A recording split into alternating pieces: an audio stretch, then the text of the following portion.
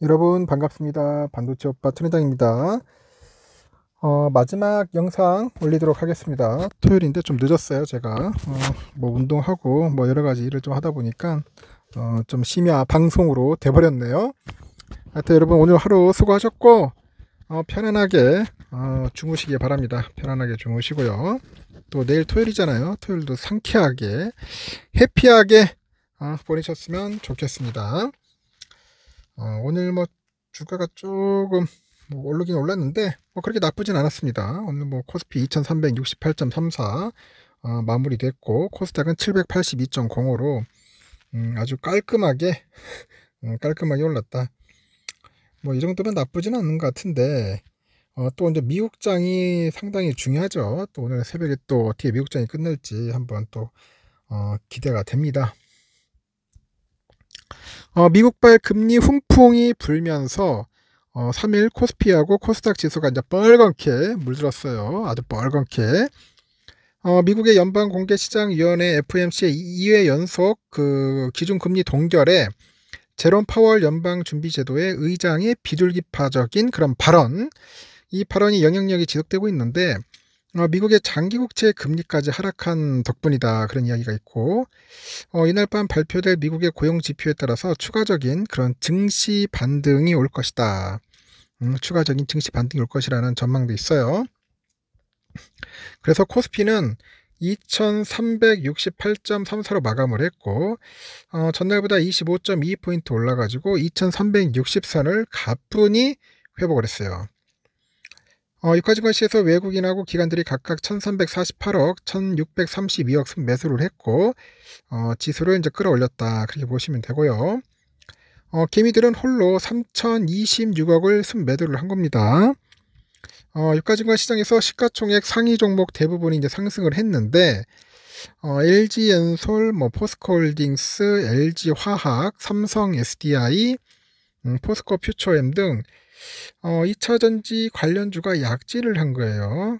이날 또 3분기 어닝 서프라이즈를 기록한 SK이노베이션이 7.45% 정도 급등을 했고 역대 최대 매출액과 영업이익을 낸 네이버도 5.08% 상승했어요. 하여튼 네이버가 5.08% 올랐습니다. 네이버. 코스닥 지수도 전날 대비 9.21포인트 정도 올라서 782.05의 장을 마감을 했는데 이 코스닥 시장에서 보니까 개미들이 1452억을 순매수를 했고요. 지수 상승을 견인을 했어요. 다만 코스피하고 대조적으로 외국인하고 외국인들이 각각 1184억, 454억을 이제 순매도를 한 거죠. 이날 국내 증시 상승은 미국발 훈풍의 영향인데 풀이됩니다. 이렇게 미국의 장기 국채 금리가 큰 폭으로 이제 하락을 했고요. 국제 유가까지 떨어지는 등 잇따른 호재에 따른 것이다, 그렇게 봅니다. 앞서서 연준은 기준금리를 5.25에서 5.5%로 공개를 했고 파월 의장은 그 회의 후에 기자회견에서 최근에 몇 달 동안 장기채권 수익률 상승으로 금융의 여건이 긴축됐다고 동결 배경을 이제 밝힌 겁니다. 아울러서 미국 재무부의 그 리펀딩 발표 이후에 이제 수급 불안, 그런 해소 기대가 이제 더해지다 보니 2일날 10년 만기 미국 국채금리가 전날보다 12bp 하락을 해서 연 4.669%로 마감을 했네요. 이는 10월 13일 이후 최저치입니다. 위험 선호 심리를 되살립니다. 11월 FOMC는 이후 호재의 영향력이 지속되고 있는데요. 미국채 금리 레벨 다운까지 가시화되다 보니까 국내 증시에서 우호적인 그런 투자 여건이 생성이 된 겁니다. 그래서 오늘 밤 또 발표되는 미국의 고용지표가 예상을 하회할 경우 또 채권금리 인하와 증시 추가 반등이라는 결과를 기대할 수 있지 않냐, 그렇게 또 분석을 또 하는 것 같습니다. 지난 이 거래일 동안의 장기채 수익률 낙폭은 지난 3월 이후로 가장 큰 수준이라고 하죠. 당시에는 은행 위기가 발생하면서 연준의 긴축 중단 가능성이 이유였다면은 이번에는 긴축이 끝났음을 시장이 반영한 것이다, 또 그렇게 이야기를 하는 것 같습니다. 일단은 좀 시원하게 한번 좀 올랐으면 좋겠는데 과연 어떨지는 한번 좀 더 지켜봐야 할 것 같습니다. 그래서 오늘 해외도 잠시 살펴보니까 뭐 중국도 좀 올랐어요. 상해지수 0.7% 올랐고, 홍콩 항생 아주 불기둥이었네요. 2.5%, 홍콩 H 2.39, 일본 니케이도 한 1.1% 올랐고요. 베트남은 찔끔 올랐네요. 0.12%. 그리고 미국 달러 환율은 1316원이야. 와, 환율 많이 빠지네요. 1.35% 빠졌습니다. 18원이나 빠졌어요. 많이 빠졌고, 달러 인덱스 105.32, 0.76% 빠졌습니다. 달러 인덱스도 좀 많이 빠졌다 보시면 될 것 같습니다. 채권 금리는 어떠냐? 미국 국채 10년물이 4.535네요. 4.535. 10년물 금리 많이 빠졌네. 훅 빠지네요. 그냥 2.87%. 그냥 폭락을 했어요. 이렇게 빠지기 힘든데 4.8, 9에서 왔다리 갔다리 하던 게 4.53까지 해서 53. 아주 좋습니다. 그러다 보니까 현재 미국 선물이 갑자기 또 슈팅을 하기 시작하네요.